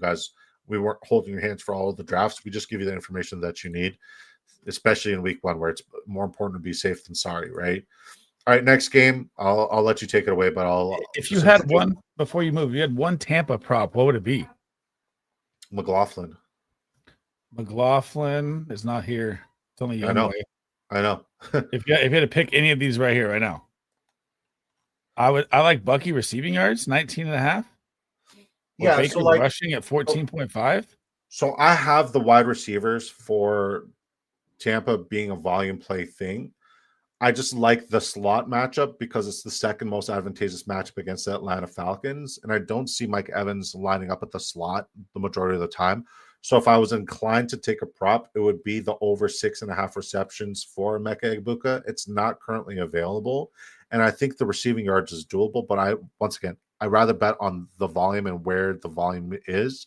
And if the volume's in receiving yards, I'll bet on the receiving yards. But if it's on receptions, I'll bet on the receptions. If they take away what I believe is the volume play and the high upside play, I'm not betting on it. So my lock is Emeka Egbuka over 6.5 receptions. And I think that they actually have him at 4.5. Okay. That's cash money. Yeah. I already know what your lock is on this game. I'm putting it in. Okay. All right. Who do you think wins if you had to pick one? I'm riding Bucks. I'm riding Baker. I'm going to go with Atlanta at home. Atlanta at home, that pass rush, no Tristan Wirfs. I think we're going to see Baker doing Baker things. Yeah. That pass rush doesn't entice you into Baker's 14.5 rushing? No. On the edges? No. Because if Baker gets out, they have a decent interior defensive line.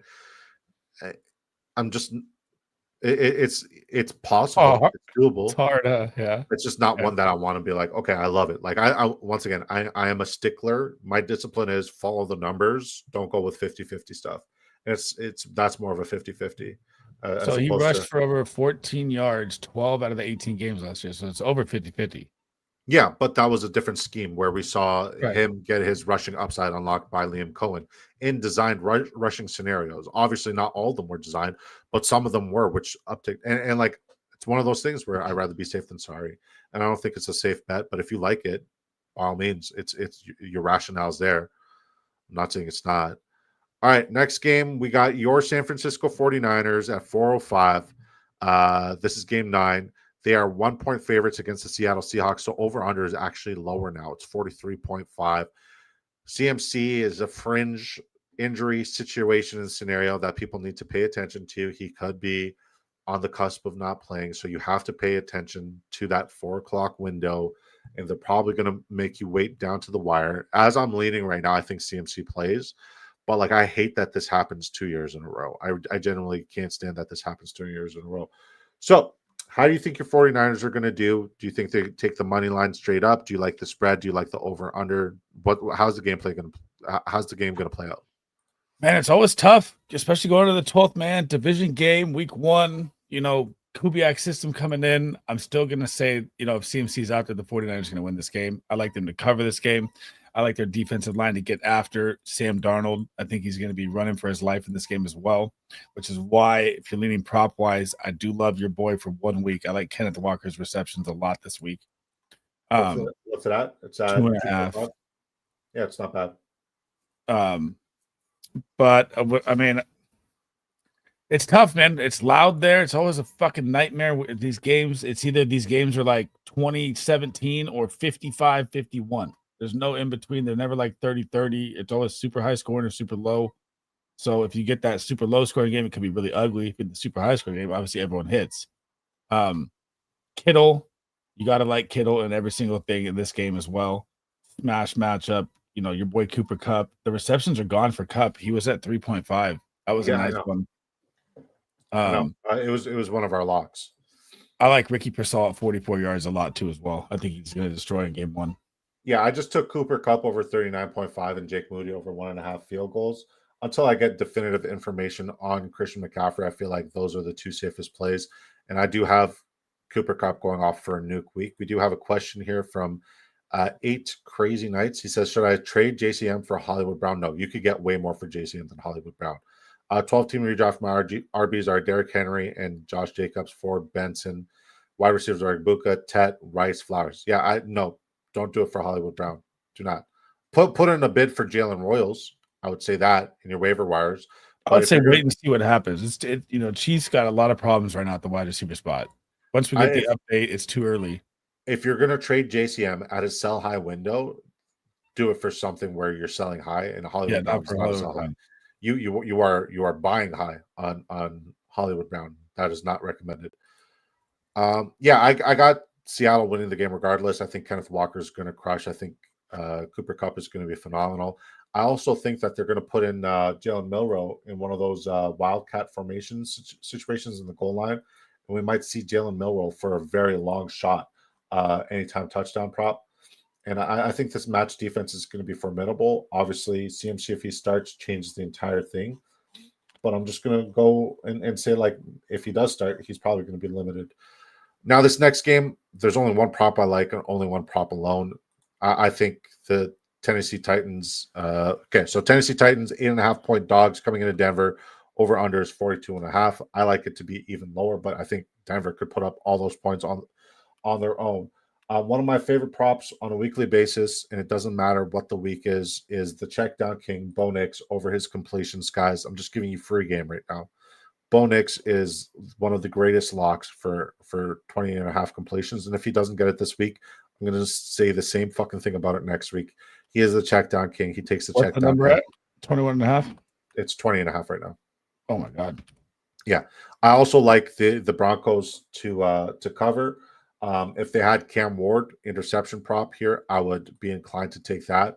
But Bo Nix, 20.5 completions, like I'm not even over exaggerating. Like it's ridiculous how much it hit so many times last year too. I mean, Jesus. 14 out of 17 fantasy football related weeks. Oh man. Okay. So you got to agree here. I think the Titans get rolled up here. First game start for Cam Ward going into Mile High Stadium. Could it be any worse? But something you have to look at here is one of the most advantageous matchups on the week. I sent you that text. The number 3 best matchup is Marvin Mims. So Marvin Mims' longest or receiving yards, I'm kind of interested in after seeing that. I think he's at like 19.5. I like that one a lot. Can't pair up Marvin Mims with the completions. Yeah. If I had to go Titans side, you don't have to. The only thing I really like is, and it's rough, I mean, is Chig Okonkwo's receptions. I'm not touching it. I know, but I think they're going to be playing from behind. The volume's going to be pass heavy down the stretch. Cam Ward, security blanket, rookie quarterback. 4 receptions for Chig is not out of the question for me. I think if you're looking at where the advantageous charts leans, it's more so Tony Pollard for the receiving yards and the receptions. That's why there's no receptions prop here. But even then, it's not guaranteed, right? And Tony Pollard's not something I want to bet on this week. Yeah, no. Like I'm okay flexing him for the volume purposes, and he's the only one from that team that I'm willing to bet on or start. But I also don't need to spend money on him. You know what I mean? All right. This next game I absolutely love, but we have another chat here. What's Pollard's receiving yards? James, get out of my fucking head. Pollard's receiving yards is at 14.5 receiving yards. Longest receptions at 9.5. Those are the props I like, but I don't love, and I'm only betting on things I love. Denver gives up passing yards to RBs. As I alluded to, we probably got our information from the same source. Yeah, we got our information from the same source, pretty much. We both think the same thing. Love you, James. Good to see you. I feel bad for Cam Ward, man. What a nightmare game 1 of your NFL. Hey, but let me tell you, because like that's my lock for my survivor pool. This game has trap written all over it. And if you were one of the 425 people watching us on X, if you're on Sleez's show, or Sleez's channel, or my page, head over to the Big Draft Energy YouTube channel, smash a like, subscribe. We are so close to our goal that we never thought was possible of 2,000 subscribers. We are 200 away, guys, and there's 426 of you there. Like, you guys can make my dream come true tonight.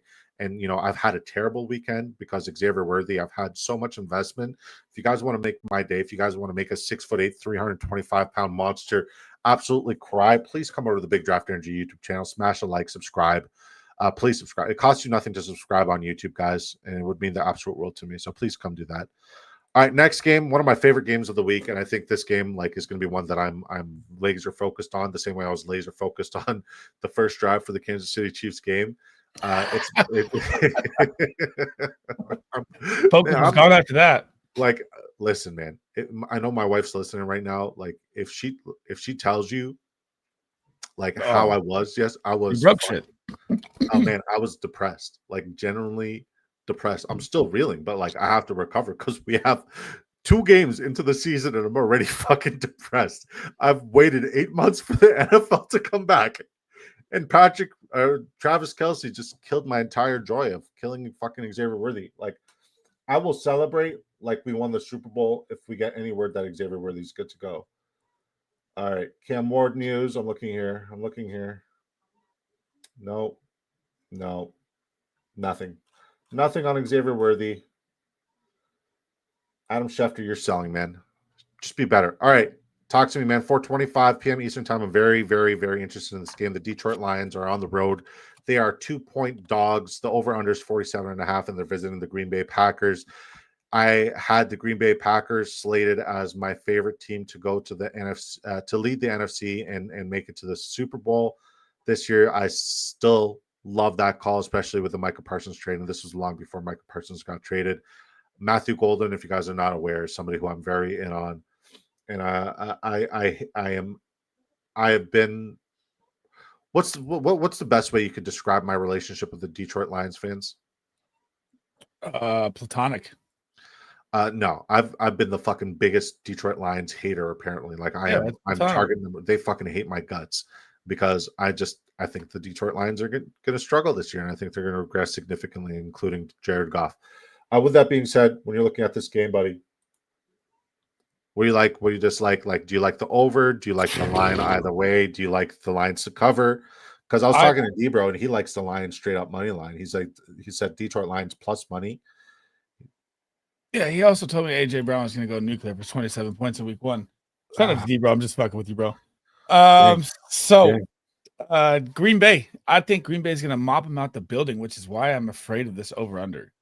You know, I do think it's going to go over. I do think this game has massive shootout potential, but I think Green Bay is going to send a message to the NFL in week 1, and I think Detroit's going to get smashed.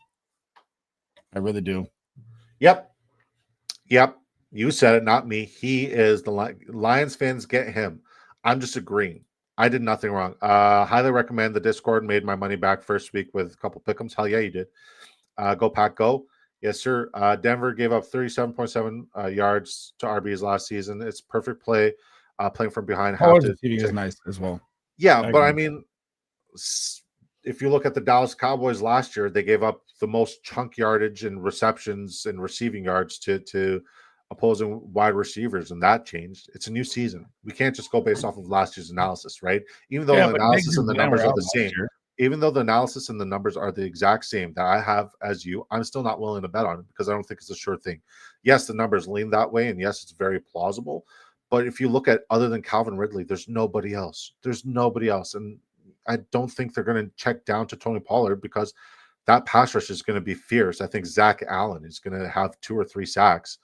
So it's a rough situation for Cam Ward, and I'm just not willing to bet on it. I'm sorry. Gibbs receiving yards. Gibbs averaged 30.4 receiving yards last season. Once again, last season, different scheme. Green Bay gave up 40.4 receiving yards to RBs last season because the pass rush couldn't get home, and they had a legitimate secondary. Their secondary now is depleted. Their secondary is actually one of the worst secondaries in the NFL, and their pass rush is phenomenal. So, I mean, right then and there, it's a different situation. Hi, everybody. Travis saw a twinkle in Taylor's eyes looking at Worthy. I know, and then he took it out of all of our eyes. Travis Kelce's just a piece of shit. Bet it down. No. But we got to get you on the show, James. I would love to have you on the show. All right, talk to me, Sleez. What do you like in this game?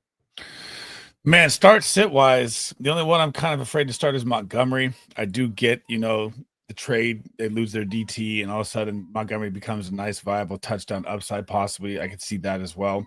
I just don't like it. I think the Lions' offensive line is going to be still a lot worse than people think. If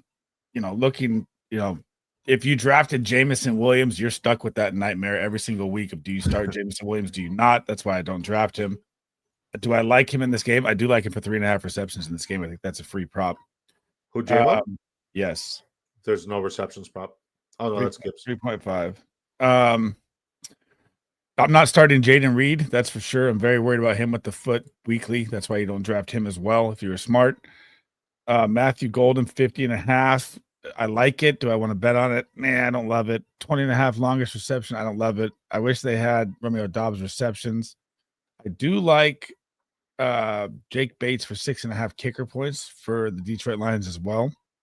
He's got a monster leg. I mean, if the game is a shootout by any means, that's free money. That's really low for kicker points for him. He's one of the top kickers. Gibbs receiving, I really want to bet on. Gibbs longest reception, I want to bet on. I like those. I don't like anything for Josh Jacobs. Really, 72. That's kind of right on par. It's a good run D. What's his name is back as well. I'm blanking. Their monster D end. Aiden Hutchinson. I don't know the props. What do you like from props here? I don't like a lot. I like the game, but I don't like a lot of them. I just like J-Mo's receptions. I'm taking Jahmyr Gibbs over his longest reception. I'm taking Jordan Love over his passing yards. I'm taking Josh Jacobs over his rushing yards, and then I'm taking Sam Laporta over his receiving yards, 42.5. So if you had to, I'm gonna lock in J-Mo as mine. What's your number one prop? You don't even like J-Mo. No, I don't. I would say anything from Jordan Love, like his passing line, passing yards, passing completions. Pick one. Let's go with the completion. I'm going to say Josh Jacobs rushing yards. What is it at? 72 and a half. 72.5 rush yards. Okay. And I'm pairing this with Bo Nix completions. So I got Laporta, Nix, Gibbs, and Josh Jacobs. Yep. Okay. I'm just doing game by game. I'm done with the little 4 tiny ones. And we do these little shows. Let's do the 2 for 5, 2 for 5, 2 for 5, 2 for 5 all the way. Yeah, I mean, if I like it, I'm going to pair it, and I love this game. This next game, I like Nico Collins for an anytime touchdown. I like Kyron Williams for an anytime touchdown. I like the receptions. Let's just introduce the next game. All right, next game we got the Houston Texans at 4:25 p.m. Eastern time. They are 3-point underdogs coming into Los Angeles. The over-under is 43.5, and the over-under keeps going lower. And this is why this game is very discouraging. And I love Matthew Stafford passing completions because I feel like the run game is going to be inefficient, and he's going to have to throw for a heck of a lot. But I also love the Puka Nacua receptions line, but they don't have it anymore. So when I'm looking at what I love here, it's things that they don't have other than Matthew Stafford's completions. I do like both of these defenses. I think you can't sit like Devontae Adams or Puka Nacua. One of those guys is going to be a top 3, if not wide receiver 1 this week because of just the volume that they're going to get with the receptions upside. Kyron Williams, I like him for an anytime touchdown because when they get to the red zone, they're going to have to play them a little bit more honestly outside. And I think he could fall into the end zone. Nico Collins, I love everything about him. The thing I love the most about him is the volume play as receptions. And once again, drafters, very sharp. They don't have that. So I like the 82.5 smash. Yeah? Yep. All right. So I'll take my Stafford completions. You take his 82.5? Yep. Say less. Stafford's completions is one of the best on the week. It's like Keenan Allen money. Yep. That's why I'm him, the guy, because I find these props. Let's see. If I had to, I mean, that defensive line is going to be nasty getting after the Rams. Kyron Williams, I don't, I love Kyron, but not in this situation. I like him for a touchdown. That's it. Like his saving grace last year was his touchdown dependency because he is a very touchdown dependent guy. All right. I'm going to throw another one I love is Nick Chubb under 41.5 rushing. I'm not going to bet on that because the Los Angeles Rams defense was terrible against the run. I understand that the Houston Texans offensive line is terrible, but I also feel like their run defense is pretty bad. So that's one that I'm not willing to bet on. All right, next game. This is the last game we're going to cover. We're going to cover Monday Night Football over on Sleez Ball's show on Monday.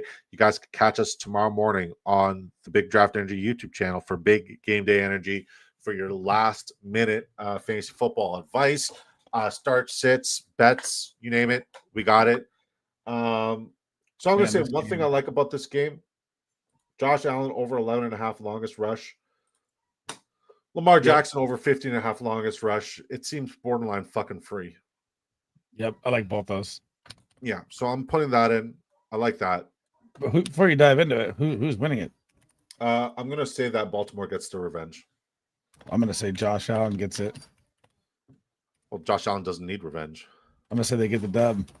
Yeah, I mean, like, ultimately, you look at what happened last year in that game. That scenario, the over-under is, 51.5? And people are like, oh, it's not going to be that high because look at what happened with Ohio State and Texas. It's fucking college football. And Archie Manning is a trap. So ultimately, when I look at this game, I just look at the narratives, right? Mark Andrews, I like him for not just any time touchdown. I love him for 2 touchdowns. He's one of my favorite bets for 2+ touchdowns this week. Derrick Henry is a smash start. I think James Cook, based off of the volume and the opportunity, and a plus. Like, I wouldn't say it's a plus matchup, but the high implied point total means that he's going to get involved in the receiving game. So his longest reception is definitely in play, and his receiving yards is definitely in play. And he just got paid, so we're going to see more than 48% snap share on a week-to-week basis for him as a running back. I like Khalil Shakir as a safe option. I think Keon Coleman's a high ceiling option. I love Zay Flowers this week so much. Zay Flowers is going to absolutely eat. And this game is just, it's a perfect thing. But what it comes down to is like Josh Allen and the Buffalo Bills literally had everything handed to them. They had the Super Bowl trophy handed to them. And, Mark Andrews had the game handed to him, but he just dropped the ball. So I think we're going to see Lamar Jackson revenge game for the MVP. And I think that we're going to see Mark Andrews get his redemption for dropping the ball last year. And it's a plus matchup for the tight ends as well. As for Dalton Kincaid, I think Dalton Kincaid's one of those guys where it's like, if you have a better option, start him, but I'm okay starting him. Mark Andrews is a smash start for me. And I feel like we're going to see either like a D-Hop do something crazy or like a Rashad Bateman do something crazy. I don't know why I have this feeling, and I hate this feeling, but one of those guys is going to do something crazy. And I might have bet on both of those guys for an anytime touchdown, not as a parlay. And I might have laddered both of their receiving yards up to 100. So, yeah, just an inclination. It's still plus money, even if I'm wrong on one. I like that. And if I'm wrong on both, then I'm definitely out money on that game. James, I see your comment. The Rams are bad versus the pass, though, man. Their rush is going to be strong this year. And Nick Chubb, I'm just not buying into. That's one of my favorite bets. Is Chubb under, by the way. So James, I'm gonna say this, and I'm gonna say this like wholeheartedly, right? If you're only using last year's statistics, you're not considering certain things. Like there's off-season moves, for example, free agency, the draft, what they did to correct X problems, because at the end of the year, when teams are done and they're eliminated from the playoffs, they sit down and they self-reflect. They're like, what are we bad at? Well, last year we allowed 101.5 rushing yards to opposing running backs on a week. That's why they brought in, remember this term when it's over, the cheetah package is the new Rams defensive look. I've never heard it this year.